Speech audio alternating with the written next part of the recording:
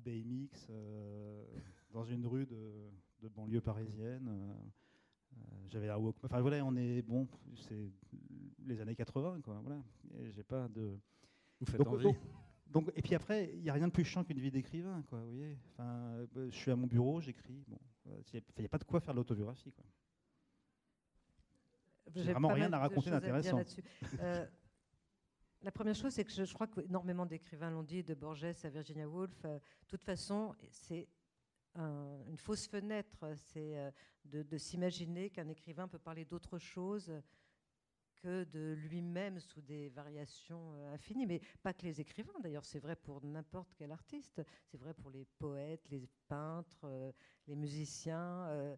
C'est toujours l'émanation de son être. La sincérité de l'art, elle est là. Après, les formes de création qu'on prend, elles sont innombrables. Et tout à fait dans le sens de ce que dit Olivier, ce que je trouve intéressant, c'est effectivement qu'on ne puisse pas démêler le vrai du faux. Un autre, moi j'aime bien citer les écrivains, c'est vrai, c'est une petite pathologie hein, du double. Il y a une écrivain que j'aime beaucoup qui s'appelle Grace Paley et elle écrit des longues nouvelles qui ont l'air très très réalistes. On a toujours l'impression qu'elle raconte quelque chose qui lui est arrivé l'avant-veille. Elle raconte une histoire, elle va dans un EHPAD rendre une visite à son père avec qui elle a une discussion sur est-ce qu'il vaut mieux manger des bananes ou des haricots verts. Ça prend des pages et des pages et on se dit là, elle a été voir son père avant-hier et ils ont parlé de haricots verts. Son père n'est pas dans une maison de retraite, d'ailleurs il est mort il y a 50 ans, et donc c'est totalement inventé. Donc les choses les plus réalistes qu'elle écrive sont inventées, et les choses qui ont l'air le plus fantaisistes, genre j'ai rencontré mon fiancé dans un arbre, sont vraies. Donc, et je pense que c'est ce balancement-là qui est très... Enfin, qui fait, parce que ce qui unifie l'œuvre d'un écrivain, que ce soit Olivier, moi ou des tas d'autres, c'est comme pour un peintre, c'est la couleur que ça prend, le rythme, le tempo et la couleur. Ce qui est intéressant, c'est que tous les deux, on écrit les légendes de ma mère, du chanteur, mais qu'en fait, ce qui compte, c'est par exemple, les légendes de ce livre de la ville, c'est des légendes brumeuses. Les légendes du Chagrin d'aimer sont pas du tout brumeuses. Elles sont, comme le personnage de Mélanie, incroyablement contrastées, presque comme un tableau de Rouault ou une icône. Enfin, oui, je pense, oui, un tableau Mais de Rouault. tu avais Hein ce son-là, entre guillemets, comme objectif avant d'écrire, ou c'est venu c'est lié au sujet, au au sujet lui-même? modèle, et en fait, on peut pas. Moi, je pense qu'on choisit pas, mais que le tempo, il vient avec le livre. Et ce livre-là, il est effectivement violent et saccadé parce que ça correspond, alors qu'évidemment, ça correspond au modèle, oui, au modèle. Alors, revenons à cette affaire de Lionceau.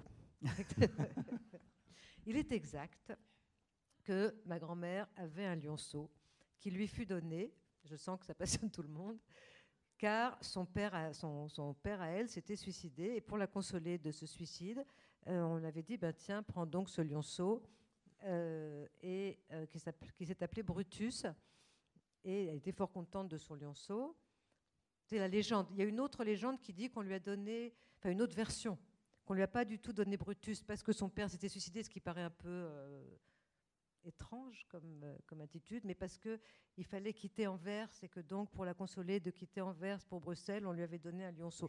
À vrai dire, donc chaque fois que je parlais à mon éditeur du projet de livre, je disais ma grand-mère qui était danseuse nue, là il disait excellent. Et ma grand-mère qui s'appelait Bilitis, il disait encore mieux. Amour, Sapphique et tout ça. Et puis je disais, et puis elle avait un lion.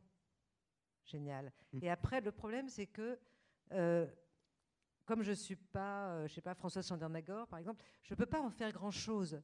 Une fois que le lionceau a grandi, hop, ben, on l'a mis au zoo. Hein.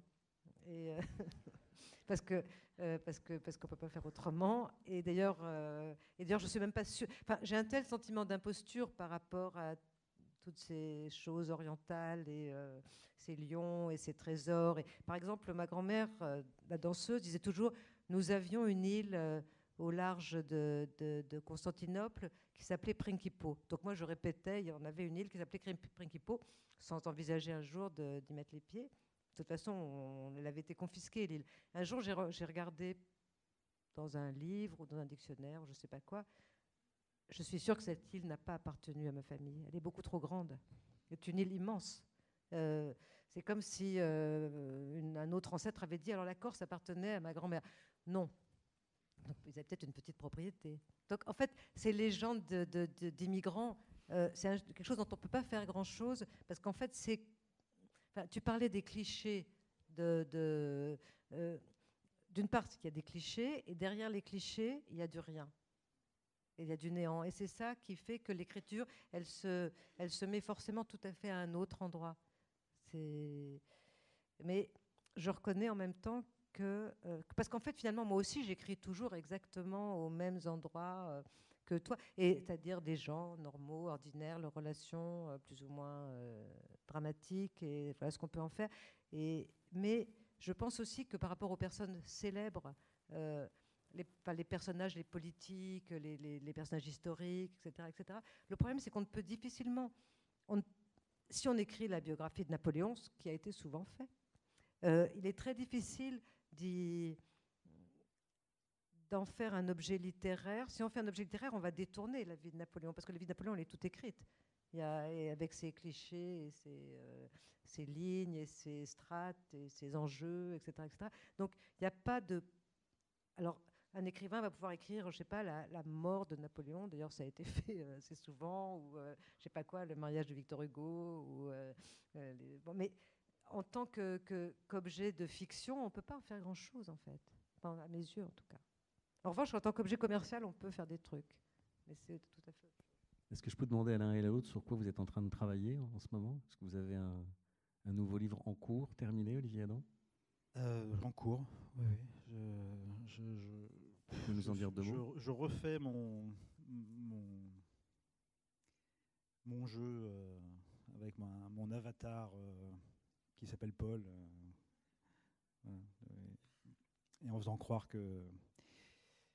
J'ai pas grand-chose, hein. C'est juste, comme moi, il a finalement quitté la Bretagne pour s'établir à Paris. Et au bout de 3-4 ans... ça tourne un peu au marasme et il revient à Saint-Malo, enfin en Bretagne, mais dans une espèce de sentiment voilà, d'échec. Et c'est un livre drôle. Plein de blagues. Mais j'essaie qu'on les voit ce coup-ci. Personne ne les voit jamais, donc je mets plein de blagues tout le temps. Alors pas dans Chanson de la vie sans chose, il n'y en a pas, mais ça c'est normal. Donc là, voilà. Et vous, Geneviève Rizac? Moi, je suis en train d'écrire un livre qui s'appelle Harem, toujours pour plaire à mon éditeur, en fait. Ça, je dis Harem, il m'a fait. Super bon titre. Ce sera sur le travail. Et il y aura un lionceau aussi? Un troupeau. Olivier Adam, Geneviève Rizac, merci beaucoup. Est-ce qu'éventuellement quelqu'un dans le public a une question à vous poser à l'un ou à l'autre, ou aux deux? Non? Pas de question? Bon, je suis désolé. Bon. Vous devez aller maintenant. Poser des questions. Je crois que vous devez aller signer vos livres, tous les deux, non loin. Donc je vais vous y emmener.